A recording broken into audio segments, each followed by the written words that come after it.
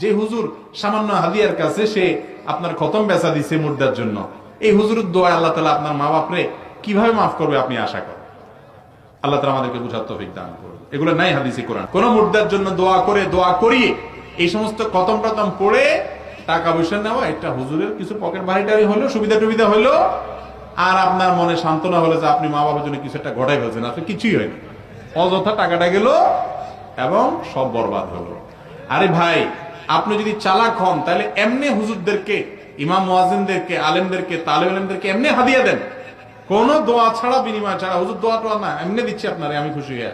উনি হাদিয়া দিলেন, মানুষকে দান করলে এমনি সওয়াব দিবে। আপনার মা বাবার পক্ষ থেকে দান করেন, আর কোরআন তেলাওয়াত আপনি যেটা পারেন করেন, দোয়া করেন আপনি, কিন্তু হুজুর ভাড়া করে এগুলা করবেন না। এগুলো একেবারে ভুল প্রজেক্ট। আমরা অনেকে এটা পিছনে অনেক টাকা নষ্ট করে থাকি, আমাদের মনে সান্ত্বনা হয় যে এতগুলো হুজুর মিলে পড়ছে, আল্লাহ কি আমার বাপরে ধরবে? আর না ভাই, এটা ভুল ধারণা। দোয়া করতে হবে, চোখের পানি ফেলতে হবে, নিজে অন্যদের কাছে দোয়াও চাইবেন, আর ওলামাদেরকে এমনি হাদিয়া দিবেন, এই সমস্ত মুর্দার জন্য খতম পড়ায় হাদিয়া দিবেন।